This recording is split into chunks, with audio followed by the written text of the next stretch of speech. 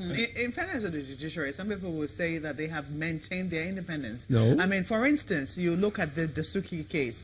As many times as Colonel Dasuki, has asked for bail, he's received it as many times. And you've also had judges, making stern pronouncements, and this is not acceptable. Even though the government, the executive arm of government says, we are not going to release him. I think they recently said that, they cannot release him. So where's the independence of the judiciary? If the judiciary made a statement or a judgment, the thing is, and it's not being obeyed by the executive. The question is, over and over again, yes, the judiciary has continued. They're not saying, because the executive is not going to grant this bill, there's no point not granting him bail. They have continued to say that this is what we're supposed to do. Their job as judiciary is done. You don't agree? No, that is an exception. The Suki case is an exceptional case. I don't know why it is why it's running like that. But all I know is that there are sometimes that the executive frankly sometimes just ignore the judgment of courts, and that does not suggest that yes, they are totally independent, because if they are, there's no how, even if it's Massachusetts court. Are they going to have their own police? The police is in the arms of government. Are they going to have their own DSS? No, then there's something fundamentally wrong with the government that is not obeying the rule of law that the president has won. Okay, now, Dimitri, I know that I did ask at the beginning, to talk about a dispassionate assessment, because even this report here says that some modest progress has been made. I'm going to read this. It says, government tenders are published in local newspapers, a tenders journal sold at local newspaper outlets, and on occasion in foreign journals and magazines. The Nigerian government has made modest progress on its pledge to conduct open and competitive bidding processes for government procurement.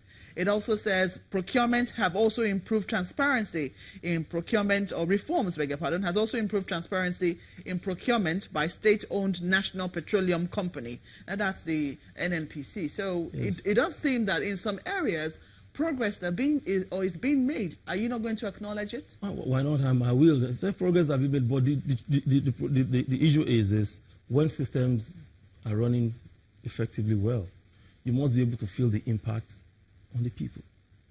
Now, all these things that have been rolled out now, what have been the impact of the Nigerian people? It's a simple question. The government should come out and tell us. Today, everybody knows that the economy is still in bad shape. These are some of the things that should pushing the effect of positively effect on the economy. So, where are the impacts of all this? What are the impacts? They should come out and tell us. Well, Mr. Fabiyi, if you say that I know kind of in the political realm, there's been this kind of repetitive refrain that, the economy is in very bad shape. But I just want to ask you a question concerning that. When you look at the statistics, 16 consecutive months of a reduction in the rate of inflation from about 18% now, I think it's currently about 11%. You have the economy now growing. Of course, we were in a recession. Next year, it's projected to grow double the rate that it's growing right now. Can you really say, given some of the inflows we've seen in terms of foreign direct investment over the last 1 year, that the economy is performing poorly in view of all of these factors? Personally, as far as I'm concerned, I've not felt any impact of the economy right now. I still do some of the things I've been doing in the past. I still do them on my own. I still buy my diesel, all right? I still pay very heavily for power.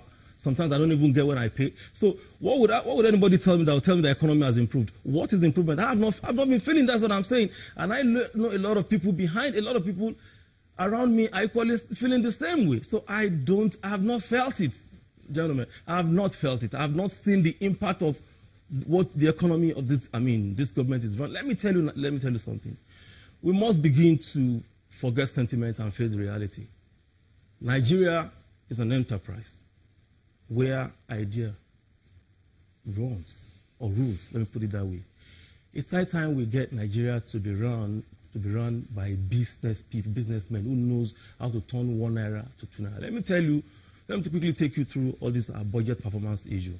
Now, and I really want to be logical here. The chairman of our FRS came up and said, we have generated 4.3 trillion naira. The CBN came up and said, sales from oil revenue, 7.3 trillion. Nigerian Customs Service said, we have generated 1.3 trillion. This is about 12 trillion naira. I don't want to go to MPA that has generated over 300 billion. I don't want to go to NIMASA that has generated over 21 billion. I don't want to go to all the recoveries that were made through whistleblowers that ran into several billions of naira. So I don't want to go into all that. So when you aggregate these funds, and our total budget for the year was pegged at 7.6 trillion naira. What has happened? Well, where did you arrive at the 12 trillion naira figure? How did I just added all this for you now.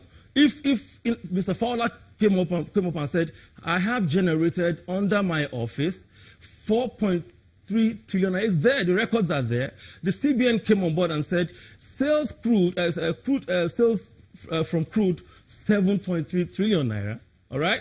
Nigerian Customs came up and said, we have generated 1.32 trillion naira. When you add all this, now I've given you an oil revenue and non-oil revenues. So when you add all this together, it gives about 12 point something trillion, isn't it? 471. Now we have to be very clear here with the numbers because I'm coming, sir. Okay. When you talk about NNPC receipts, I'm sure you understand that that's shared between the tiers of government. No, I'm still coming there. I'm even going to tell you about FIRS because ordinarily when I read the act, I understood that even from the money generated, there were certain percentages that were seeded, usually for their rolling and all that. Take all those away. We should still have enough to finance our budget. Ever since the commencement, the beginning of this government, I have not seen a year where budget performance has gone over 50%. Prove me right now. So, and I don't want to talk of all this revenue that I've been. So, why do we need go borrowing?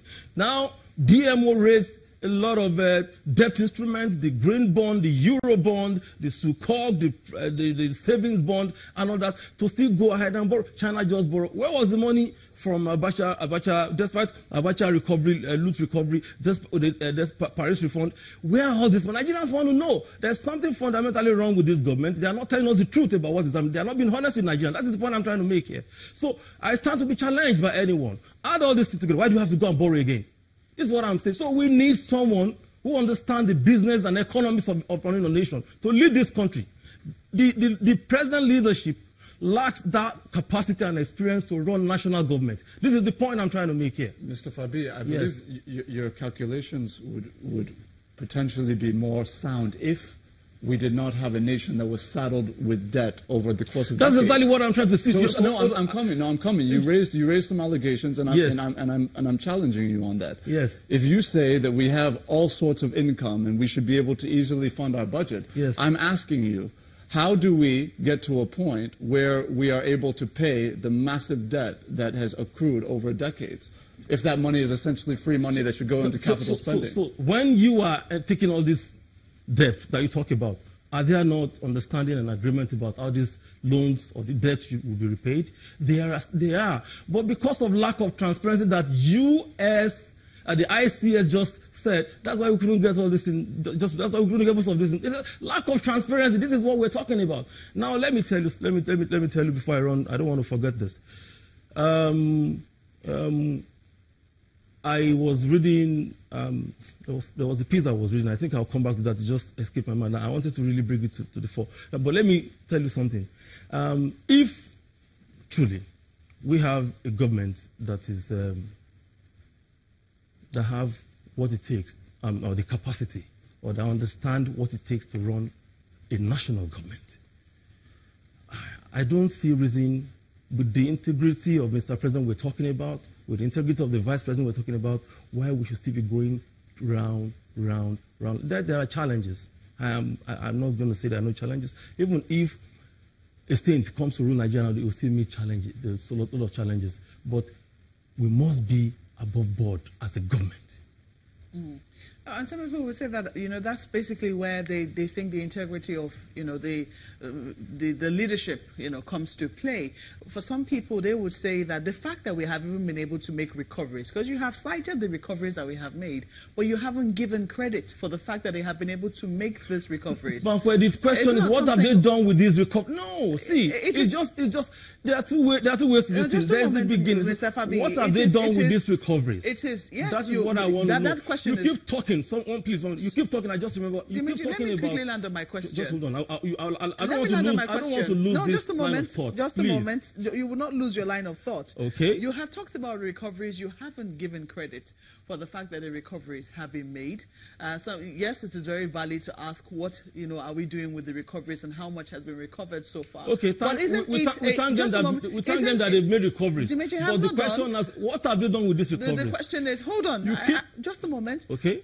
The thing is, how do you proceed? I mean, how do you then proceed with the monies that have been? How then do you proceed with the monies that have been made? The very fact that you have been able to make these recoveries, isn't it a disincentive to other people who are looking to steal or loot that these monies will eventually be taken away from you? No, you are making sense, a whole lot of sense here. And I've said, okay, thank them. We thank them for making all these recoveries. Now, what have they done? You keep talking about increase in our foreign reserve, $56 billion. You don't even talk about the debt aspect of it. So what are we talking about? We're owing so much, and you keep talking about, okay, our foreign reserve is now 60 billion, 30 billion, 40 billion. I don't get that. So you can't be talking of that, and you're not talking of this other side. That's exactly what I'm trying to do. I mean, but if let's look at recent history here. Would you prefer a scenario of what we had in previous 10 years, where we saw our savings completely dwindle at a time that debt was rising? Wouldn't you rather have a situation where debt is potentially rising along with savings? I'm afraid that you'll have to pay for campaign time, or there will definitely be time. I am not campaigning. I am not campaigning. Very soon for campaign. But we have to thank you most kindly for coming on Sunrise Daily this morning and talking about the issues that we've laid before you. Thank you so much for coming. Thank you, guys. Thank you. Olademeji Fabiyi is a member of the People's Democratic Party, as you've heard very clearly, and I'm sure you already know by now who he's supporting within the ranks of the PDP. The program will continue shortly. Please stay with us.